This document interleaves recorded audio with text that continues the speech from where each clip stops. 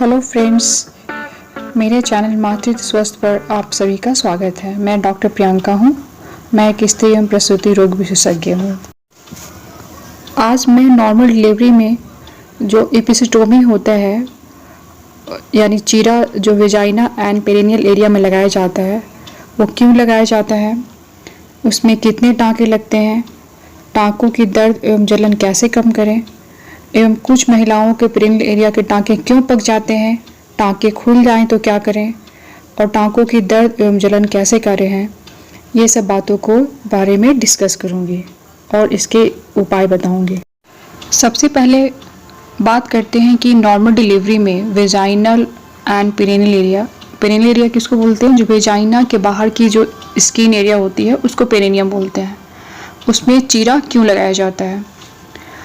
इसका रीज़न ये है कि जनरली जो महिलाओं की डिलीवरी पहली बार होती है उनका जो पेरिनियम होता है रिजिड होता है और इनइलास्टिक होता है, यानी फर्स्ट प्रेगनेंसी में एंड प्राइमरी ग्रेविडा में। दूसरा कंडीशंस जिसमें एपिसिटोमी दिया जाता है, यदि बच्चे का वजन बहुत ज़्यादा है, 3 से 4 केजी के बीच में है, और बच्चा आपका उल्टा है, ब्रीच प्रेजेंटेशन है, या माँ जो है मदर बिल्कुल थक गई है, वो सेकेंड स्टेज में बिल्कुल भी बच्चे को नीचे पुश नहीं कर पा रही है। फिर फोर्थ कंडीशन होता है बच्चे का सर जो है बिल्कुल फंस गया है और उसकी डिलीवरी फोर्सेप्स या वेंटूज सर में लगाकर करानी पड़ रही है, तो ये चीरा लगाना अनिवार्य हो जाता है। अब मैं बताऊंगी कि ये एपिसिटोमी या आम भाषा में चीरा या छोटा ऑपरेशन जिसे कहते हैं कब लगाया जाता है। जब बच्चा बिल्कुल नीचे आ जाता है और पेरिनियल एरिया को पहले सून करते हैं, लोकल एनेस्थेसिया दिया जाता है 1% इग्नोकेल से। उसके बाद जो होता है पेरिनियल एरिया को कट करते हैं। उसके बाद बच्चा डिलीवर हो जाता है, प्लासेंटा आउट कर लेते हैं। उसके बाद जो है उसमें गलने वाले टाँके लगाए जाते हैं। वेजाइना के अंदर जो होता है म्यूकोसा के अंदर, डिपेंडिंग ऑन कितना टीयर है, 3 से 4 टाँके, और स्किन में 3 to 4 यानी 5 तक टाँके लग सकते हैं। जब आप नॉर्मल डिलीवरी के बाद 2 दिन तक हॉस्पिटल में स्टे करते हो तो आपको नसों में इंजेक्टेबल एंटीबायोटिक्स दी जाती है और दर्द कम होने की इंजेक्शन भी लगवाते हैं। और जब आप डिस्चार्ज होकर अपने बेबी को साथ घर जाते हैं तो कम से कम 7 दिनों की दवा दी जाती है। इसमें 7 दिनों का एंटीबायोटिक का कोर्स होता है, टाँके सूखने की दवाई होती है जो आपको सुबह शाम 7 दिन तक अवश्य लेनी है। घर जाकर आप टाँकों की देखभाल कैसे करेंगे? सबसे पहले तो पेरिनियल एरिया में टाँके जहाँ लगे हैं उसको सूखा रखना है, यानी आपको ब्लीडिंग होती है डिलीवरी के बाद तो आपको पैड रेगुलरली 3 to 4 आवर्स के इंटरवल पर चेंज करना चाहिए। पहली बात हो गई। दूसरी बात यह है कि जब भी आप वॉशरूम जाते हो, यूरिन प्रोवाइड करने जा रहे हैं, डिफिकेशन के लिए जा रहे हैं, तो उसके बाद पानी में बीटाडिन डालकर उससे एरिया को साफ़ करना होता है और उसके साफ कपड़ों से अच्छी तरह ड्राई करना है। टाँकों में लगाने के लिए एक ट्यूब और ऑइंटमेंट दी जाती है। जनरली मेट्रोजिल पी ऑइंटमेंट होता है, या आपके डॉक्टर ने जो एडवाइस किया है उसको कम से कम 3 बार टाँकों पर जरूर लगाइए। इससे टाँकों का दर्द एवं जलन कम होता है। टाँकों के दर्द एवं जलन कम करने के लिए तो आप दवाई आपको 7 दिन लेना ही है। इसके बावजूद भी आपको अगर बहुत ज़्यादा दर्द है तो आप सीज बाथ ले सकते हैं। ये सीज बाथ क्या होता है? एक बड़े से प्लास्टिक टब में गर्म पानी रखना है, ज़्यादा गर्म भी नहीं, उसके भाप को उस एरिया में लेना होता है, या नहीं तो आप गर्म पानी से कपड़े को भिगोकर उससे भी आप उसमें लगा सकते हैं।